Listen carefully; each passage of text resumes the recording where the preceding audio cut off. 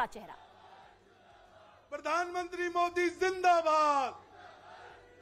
अब मैं निवेदन करूंगा भारतीय जनता पार्टी के राष्ट्रीय अध्यक्ष श्री जेपी नड्डा जी से कि वो आए और हम सबके नेता पार्टी को हर विजय की ओर बढ़ाने वाले, हर विजय के मूल आधार प्रधानमंत्री श्री नरेंद्र मोदी जी का स्वागत करें। आदरणीय श्री जेपी नड्डा जी।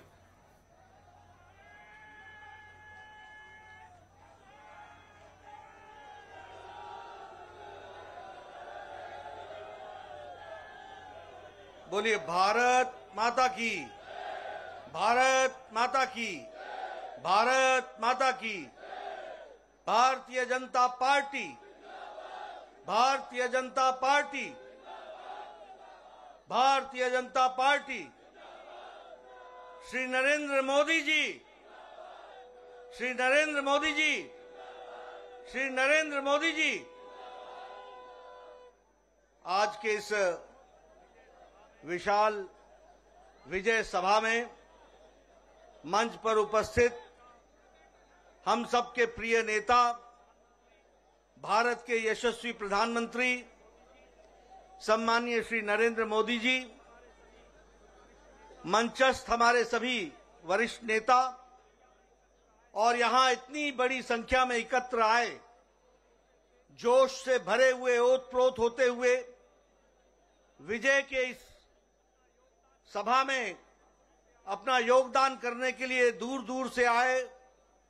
आप सबकी ओर से और मैं अपनी ओर से और भारतीय जनता पार्टी के करोड़ों कार्यकर्ताओं की ओर से हम अपने यशस्वी प्रधानमंत्री श्री नरेंद्र मोदी जी का हार्दिक अभिनंदन करते हैं, स्वागत करते हैं।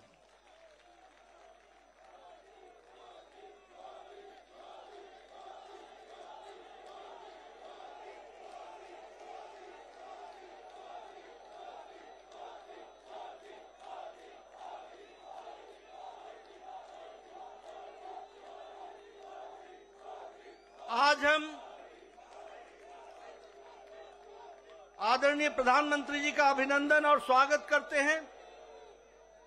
साथ ही साथ गुजरात की जनता, गुजरात के कार्यकर्ता और तमाम कार्यकर्ता जो इस चुनाव में हिमाचल प्रदेश में, दिल्ली में लगे, उन सबको भी मैं तहे दिल से बहुत बहुत बधाई देता हूं और उनका भी अभिनंदन करता हूं। यह हम सबके लिए खुशी की बात है और आज बड़ा ऐतिहासिक दिन है। जब हम गुजरात के नतीजे देखते हैं तो आजाद भारत में रिकॉर्ड तोड़ते हुए ये जीत हासिल आदरणीय प्रधानमंत्री मोदी जी के नेतृत्व में हम सबको मिली है।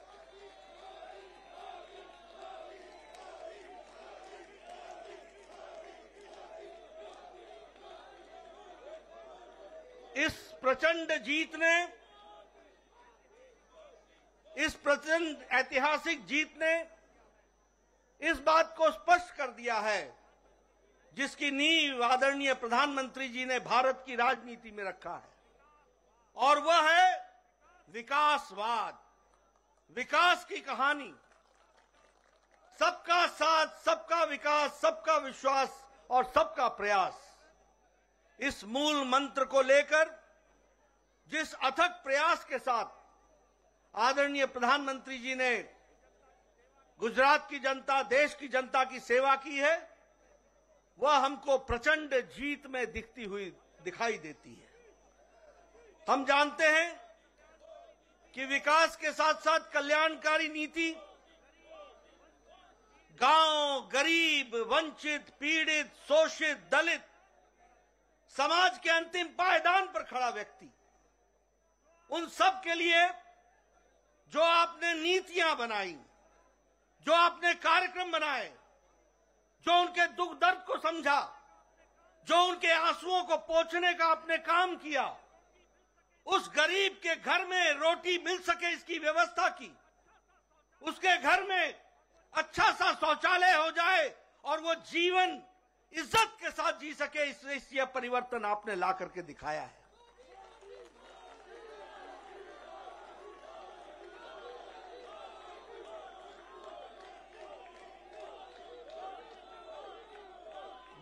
गरीब के घर में बिजली मिले 24 घंटे, उसको 2 वक्त की रोटी मिले, वह विकास करने के लिए उसकी शिक्षा की व्यवस्था हो, स्वास्थ्य की व्यवस्था हो, महिलाओं की चिंता हो, युवाओं की चिंता हो, किसानों को इज्जत से आगे बढ़ने का मौका मिले, ये सारी नीतियों को आपने प्रतिपादित किया है। और जिस तरीके से आपने गुजरात में विकास में सारे रिकॉर्ड तोड़े हैं, गुजरात की जनता ने भी नतीजों में सारे रिकॉर्ड तोड़ दिए, यह भी आपको देखने को मिला।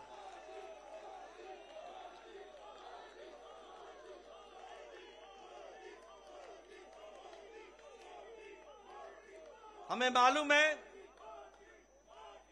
52.5% वोट हमारे को मिला गुजरात में, और उसके साथ साथ 156 सीटों पर हम विजय हासिल कर पाए। जहां तक कांग्रेस का सवाल है, पिछले चुनाव में 41.4 से घट करके 27.3% पर कांग्रेस आकर के खड़ी हो गई। एक तरीके से उनका वंशवाद, परिवारवाद, अकर्मण्यता और गैर जिम्मेदाराना विपक्ष, यह सब मिलाकर के उनकी स्थिति इस तरीके की बनाता है। मैं यह भी कहना चाहता हूं, एक नई पार्टी आई गुजरात का अपमान करने के लिए। वो नई पार्टी क्या करती थी? एक पेपर लेकर के आए उनके नेता और कहने लगे, ये देखो, इसको नोट कर लो, और मैं यहां भविष्यवाणी करता हूं कि गुजरात में सरकार उनकी पार्टी की आ रही है। ऐसा गैर जिम्मेदाराना पार्टी का नेता जो इस तरीके से जनता के आंखों में धूल झोंकता हो, जनता को गुमराह करता हो, ऐसे नेता को आज नतीजों के बाद सार्वजनिक रूप से माफी मांगनी चाहिए गुजरात की जनता के साथ और भारत की जनता के साथ। यह कैसी राजनीति है? देखो, मैं लिख के दे रहा हूं, भविष्यवाणी कर रहा हूं। और दूसरा रिकॉर्ड उसने क्या तोड़ा?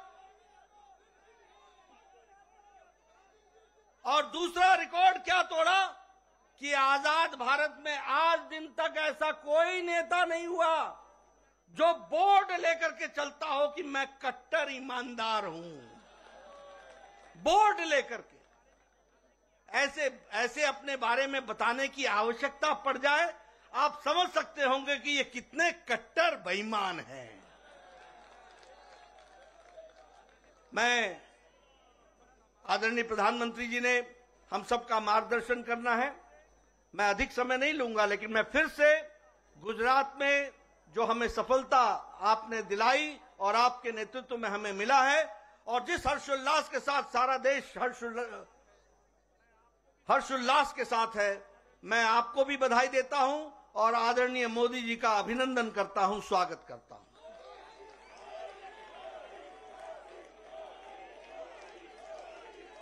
मित्रों,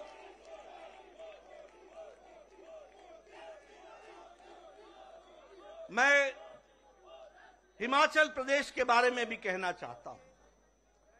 हिमाचल प्रदेश के मैं कार्यकर्ताओं को बधाई देता हूं, अथक प्रयास उन्होंने किया, बहुत मेहनत की। यह ठीक है कि हमें सफलता नहीं मिली, लेकिन यह भी ध्यान रखना चाहिए कि राज जरूर बदला, लेकिन साथ में राजनीति के रिवाज भी बदले। पहले जब पार्टियां बदलती थी तो 5% से वोट का फर्क पड़ता था। आज ठीक है कि हमारी सरकार नहीं बन पाई, लेकिन हमारे को 0.9% यानी 0.90 यानी 1% से कम वोट से हमारा फर्क रहा है। इस बात को भी हमको समझना चाहिए। मैं कार्यकर्ताओं को बधाई देता हूं और साथ ही साथ जो सरकार में आने वाली पार्टी है, उनका स्वागत भी करता हूं, अभिनंदन भी करता हूं। वो अच्छे काम में जुटे, अच्छे काम में, विकास में हम उनका साथ देंगे, लेकिन हम निश्चित रूप से एक कारगर विपक्ष की भूमिका निभाते हुए हिमाचल की जनता के इंटरेस्ट को और उनके हितों की चिंता करते हुए हम काम करेंगे। मैं यह भी बताना चाहता हूं कि वहां भी पंजाब से सटा हुआ, जहां आम आदमी पार्टी की सरकार है, उनसे सटा हुआ हिमाचल प्रदेश है। 67 सीटें चुनाव लड़ने आए थे और मैंने कहा था कि खाता तो खुलना छोड़ो, इनकी जमानत जब्त होगी, और 67 की 67 सीटों पर जमानत जब्त हुई और 25 सीटों पे नोटा से भी कम वोट आए हैं। 25 सीटों पे नोटा से भी कम वोट आए। मित्रों, अगर मैं दिल्ली की बात करूं, हमारे कार्यकर्ताओं ने बहुत मेहनत की, बहुत मेहनत की। मैं दिल्ली के कार्यकर्ताओं का अभिनंदन करता हूं, अभिवादन करता हूं।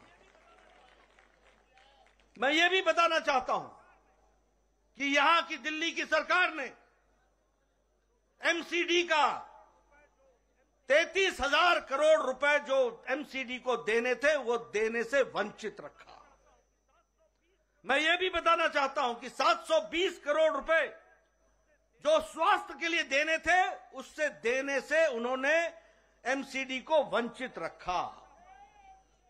मैं यह भी बताना चाहता हूं कि लगभग 450 करोड़ जो शिक्षा पे खर्च होना था, ये दिल्ली के हितकारी बोलते हैं अपने आप को, इन्होंने जितना दिल्ली का हित का खनन किया है, वह आपके सामने रखना चाहता हूं। शिक्षा में भी 450 करोड़ रुपए जो एमसीडी को देना था, वह देने से उन्होंने वंचित रखा। और इतना ही नहीं, जब म्युनिसिपल कॉर्पोरेशन ने कहा कि हम अपने बॉन्ड्स, म्युनिसिपल बॉन्ड्स बना करके हम जनता से पैसा उठाते हैं, हम मार्केट से पैसा उठाते हैं, लेकिन हम दिल्ली की जनता की सेवा करने के लिए आतुर हैं, तो उसका भी परमिशन यहां की दिल्ली की सरकार, जो दिल्ली विरोधी है, उसने नहीं दिया। इसके बावजूद भी हमारे कार्यकर्ताओं ने शानदार प्रदर्शन करते हुए एक शानदार तरीके से चुनाव को लड़ा, और बहुत कम अंतर है। और मैं जरूर कहूंगा कि एक अच्छी विपक्ष की भूमिका हम निभाते हुए उसको भी हम आगे बढ़ाएंगे और उसको भी हम पूरा करेंगे।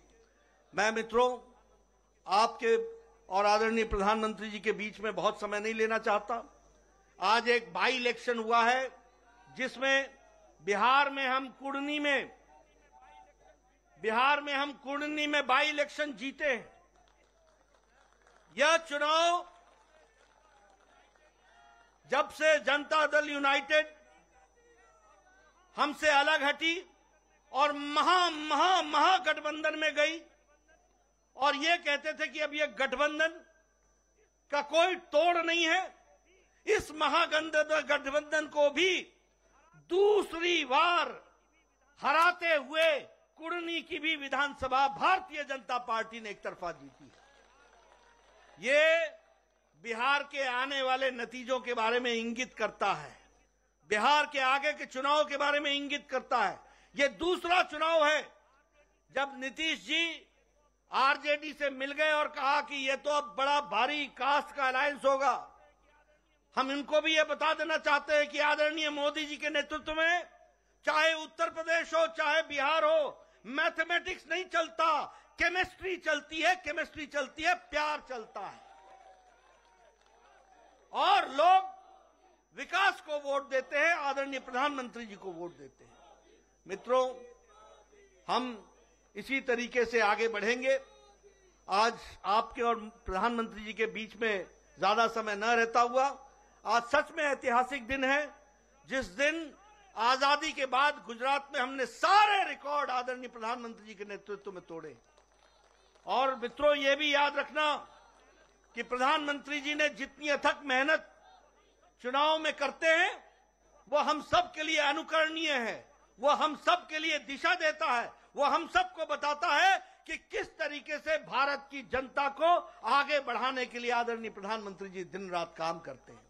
मैं इन्हीं शब्दों के साथ पुनः उनका हार्दिक अभिनंदन करता हूं, स्वागत करता हूं और उनका जो मार्गदर्शन हमको मिलेगा, मैं विश्वास दिलाता हूं कि भारतीय जनता पार्टी के करोड़ों कार्यकर्ता आपके रास्ते पर चलेंगे और आपके माध्यम से देश को आगे बढ़ाने में अपना योगदान करेंगे। इन्हीं शब्दों के साथ बहुत बहुत धन्यवाद।